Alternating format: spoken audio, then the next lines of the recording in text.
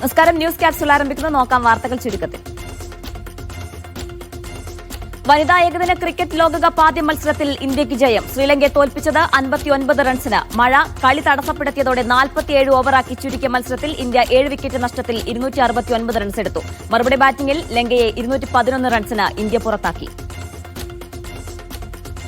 ശ്രീലങ്കയ്ക്കെതിരായ മത്സരത്തിൽ നിർണായകമായത് ഇന്ത്യയുടെ ദീപ്തി ശർമ്മയുടെ ഓൾറൌണ്ട് മികവ്. 53 പന്തിൽ 3 ഫോറടക്കം 53 റൺസെടുത്തു. 3 വിക്കറ്റുകളും വീഴ്ത്തി.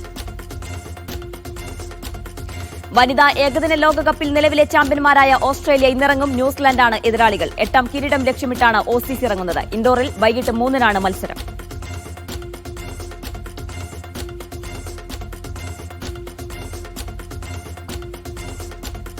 യുവേഫ ചാമ്പ്യൻസ് ലീഗിൽ റയൽ മാഡ്രിഡിന് ജയം.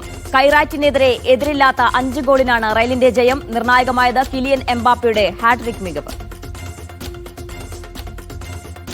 ചാമ്പ്യൻസ് ലീഗിൽ ബയേൺ മ്യൂണിക്കിന് തകർപ്പൻ ജയം. പാഫോസിനെ 1-5 ഗോളിനാണ് പരാജയപ്പെടുത്തിയത്. ഹാരി കാൻ ഇരട്ട ഗോൾ നേടി.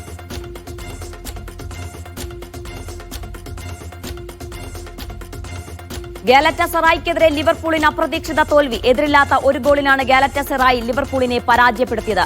വിക്ടർ ഒസിമനാണ് ഗോൾ നേടിയത്. ബെൻഫിക്കയ്ക്കെതിരെ ചെൽസിക്ക് ജയം. എതിരില്ലാത്ത 1 ഗോളിനാണ് ബെൻഫിക്കയുടെ തോൽവി. റിക്കാർഡ് റിയോസാണ് ഗോൾ നേടിയത്. ചാമ്പ്യൻസ് ലീഗിൽ ഇന്ന് കരുത്തർ കളത്തിൽ. ബാഴ്സലോണയ്ക്ക് PSG ആണ് എതിരാളി. മത്സരത്തിൽ ആഴ്സണൽ ഒളിമ്പിയാക്കോസിനെ നേരിടും. കേരളം വീണ്ടും കാൽപന്ത് കളിയുടെ ലഹരിയിലേക്ക്. സൂപ്പർ ലീഗ് കേരള 2ാം സീസൺ നാളെ കിക്ക് ഓഫ്.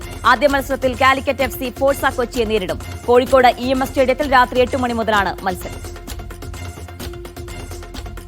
ഏഷ്യാകപ്പ് ട്രോഫി വിവാദം ക്രിക്കറ്റിലെ അധികാര പോരാട്ടമായി മാറുന്നു. ഇന്ത്യൻ ടീമിന് കിരീടം നിഷേധിച്ച പാകിസ്ഥാനിലെ ആഭ്യന്തരമന്ത്രിയും പാക് ക്രിക്കറ്റ് ബോർഡ് ചെയർമാനുമായ മൊഹ്സിൻ നഖ്വിക്കെതിരെ വിമർശനം ശക്തം. നഖ്വിയെ ഏഷ്യൻ ക്രിക്കറ്റ് കൌൺസിലിന്റെ തലപ്പത്ത് നിന്ന് നീക്കാൻ ഇന്ത്യൻ ക്രിക്കറ്റ് ബോർഡ് നീക്കം തുടങ്ങിയെന്ന് ദേശീയ മാധ്യമങ്ങൾ. പ്രൈം വോളിബോൾ ലീഗ് 4ാം സീസണ് നാളെ ഹൈദരാബാദിൽ തുടക്കമാകും. ഗച്ചിബൌളി ഇൻഡോർ സ്റ്റേഡിയത്തിലാണ് മത്സരങ്ങൾ. ഇത്തവണ മത്സരിക്കുന്നത് 10 ടീമുകൾ. ആദ്യ മത്സരത്തിൽ ആതിഥേയരായ ഹൈദരാബാദ് ബ്ലോക്ക് ഹോക്സ് കാലിക്കറ്റ് ഹീറോസിനെ നേരിടും. മത്സരം രാത്രി 8-ന്.